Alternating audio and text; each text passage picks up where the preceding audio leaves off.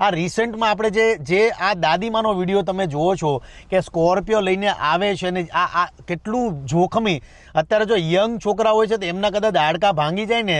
આવા સ્ટન્ટ કરતાં તો એ રિપેર થઈ શકે, પણ આવા માજીઓના જો હાડકાં એકવાર ભાંગી જાય ને તો રિપેર કરવા ઇમ્પોસિબલ છે. એટલે આવનારા સમયમાં જો આપણે સોશિયલ મીડિયામાં કાયદો નહીં લાવીએ ને તો યાદ રાખજો રોનકભાઈ,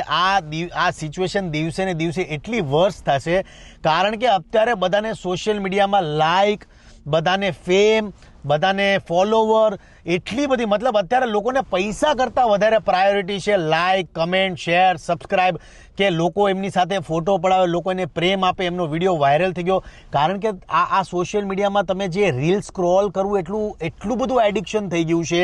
કે તમે એક વિડીયો અપલોડ કર્યો ને 4 માણસ આવીને એમ કે ભાઈ તારો વિડીયો વાયરલ થઈ ગયો ભાઈ, એટલે એ માણસનું બોલવું કે વિડીયો વાયરલ થઈ ગયો, અને આપણે કન્ટિન્યુઅસલી જોઈએ ને કે 5000 વ્યૂ આવ્યા, 10,000 વ્યૂ આવ્યા, 20,000 વ્યૂ આવ્યા, એ ધીમે ધીમે એડિક્ટ થાય. એક વખત તમારો વિડીયો અપલોડ થઈ જાય, ચાલી જાય, વાયરલ થઈ જાય, પછી તમે બીજો વિડીયો એવો બનાવશો કે ભાઈ મેં આ વિડીયો જોખમી સ્ટન્ટવાળો બનાવ્યો તો એમાં પ્રાયોરિટી વધારે મળે છે, તો ચાલને હજી આવા બનાવવું. એટલે આ જે દાદીમાનો આપણે વિડીયો જોયો છે